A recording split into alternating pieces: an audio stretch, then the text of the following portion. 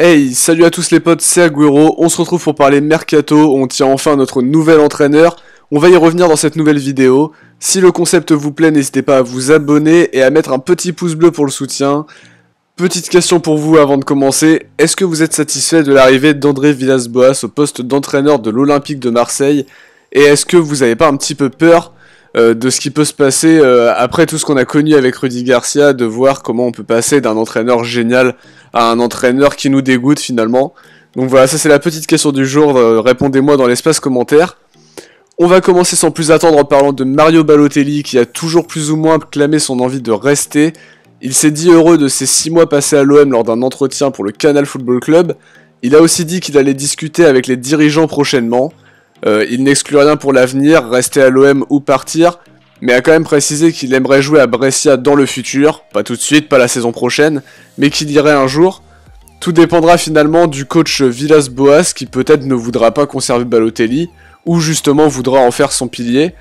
En tout cas, ce sera pas gratuit parce que Balotelli, niveau salarial, c'est quand même très très fort, donc faudra s'aligner sur ses prétentions.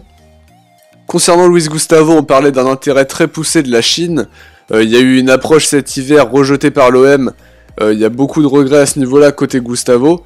Il n'aurait pas apprécié que l'OM refuse de le laisser partir cet hiver et aurait demandé à la direction un bon de sortie si une belle offre chinoise arrivait cet été. Bon de sortie qui aurait été accordé par les dirigeants. On se rapproche donc de la fin de l'histoire entre le Brésilien et l'OM, pourtant chouchou des supporters et un joueur quand même exceptionnel que j'aimerais bien pouvoir garder une saison au moins supplémentaire. Un joueur qui a toujours clamé son amour et qui a mouillé le maillot. On est quand même pas loin de la fin de l'histoire malheureusement. Mais bon, si son souhait c'est de partir, c'est bien aussi de lui trouver, de l'autoriser à faire ça, ça peut aussi être une bonne chose quoi. À la fin de saison aussi, les têtes qui tombent, il y aura eu un entretien entre Hero et les joueurs, pendant lequel Hero aurait dit à Strootman qu'il pouvait se chercher un nouveau club la saison prochaine. Alors oui, Strootman, c'était peut-être pas le meilleur choix, c'est aussi un choix de Garcia. Il y avait Samasekou peut-être. Mais Strootman, là, ça va être dur de le vendre parce que la saison a été compliquée pour lui. Il a un long contrat, il a un gros salaire. En tout cas, le fait qu'il soit autorisé à partir, l'info vient d'RMC Sport, donc c'est une info plutôt très très fiable. Pour Strootman, selon Sky Sport, il y aurait des contacts avec United en Angleterre. Après, évidemment, rien n'est à exclure pour un joueur qui lui a toujours dit vouloir rester à l'OM. Pour Lopez, il a posté un message sur ses réseaux sociaux où il s'excuse auprès des supporters pour cette saison, de manière individuelle et aussi collective. Il aurait aimé faire mieux pour le club. Surtout pour atteindre les objectifs, parce qu'en plus lui, il va pas à l'Euro Espoir, il a pas été sélectionné. Et en plus l'OM a pas eu ses objectifs, donc c'est une saison compliquée collectivement, individuellement. Son amour pour l'OM lui en tout cas a l'air intact, en espérant qu'il ne parte pas vers le FC Séville qui lui fait les yeux doux depuis un petit moment. Sur le dossier du latéral gauche, on reparle une nouvelle fois de Dalbert, en galère un petit peu du côté de l'Inter. Selon FC Internews, l'OM va faire une nouvelle approche avec une offre de 15 millions d'euros. Est-ce que ce sera suffisant pour relancer Amavi en difficulté depuis presque 1 an et demi maintenant, lui apporter la concurrence nécessaire ou même avoir un titulaire au poste à voir. En tout cas, on a entendu parler encore une fois de Leonardo Koutris de l'Olympiakos, relancé par l'OM. Le joueur devrait avoir un bon de sortie cet été alors qu'il a été retenu cet hiver. Possible offensive de l'OM sur le dossier. Et on en parlait, c'était très très chaud déjà il y a 2 jours, la rumeur a enflé hier et aujourd'hui.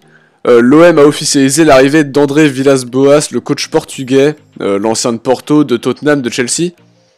Donc je ferai une petite vidéo demain ou après-demain pour vous parler un peu de son parcours. Si ça vous intéresse, n'hésitez pas à mettre la petite cloche de notification pour être averti directement. On parle même de l'arrivée de l'ancien joueur Ricardo Carvalho pour être adjoint de Villas-Boas.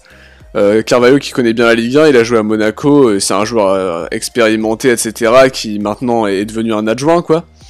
D'ailleurs, moi je suis un petit peu plus rassuré en sachant que Carvalho va être là pour apporter un peu cette expérience du haut niveau, etc. Pour Villas-Boas c'est pareil, il y a un palmarès, Ligue Europa 2011, plusieurs titres, etc. C'est un jeune entraîneur dynamique et qui parle français. Donc c'est vrai qu'il a tout pour plaire comme ça, mais avec tout ce qui s'est passé par rapport à Garcia, c'est vrai que c'est un peu... on a toujours un petit peu l'angoisse maintenant de se dire est-ce que ça va marcher. J'aimerais beaucoup qu'il nous ramène des talents portugais comme Trincao ou Fabio Silva par exemple, dans la mesure du possible et du raisonnable. C'est un championnat qui est très très sous-coté. Donc voilà, pour moi c'est plutôt une bonne chose, mais il faudra lui laisser le temps et lui laisser les moyens pour qu'il puisse avoir l'équipe qu'il imagine dans sa tête. Pour le cas Heinze qui faisait kiffer beaucoup de supporters, le nom a bien été proposé mais n'a pas été retenu par les dirigeants selon l'équipe. Sans doute un problème de manque d'expérience et vu tous les arguments de Villas-Boas, c'est vrai que Heinze faisait peut-être pas le poids, sauf peut-être dans le cœur des supporters.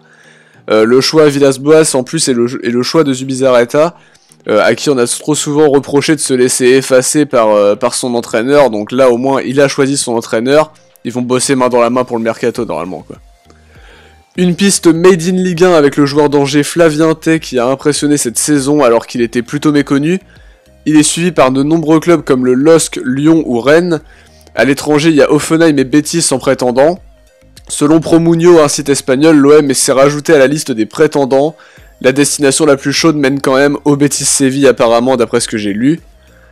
Et dernière rumeur, une rumeur sur un jeune belge, Dodi Lukebakio, qui a marqué 14 buts cette saison.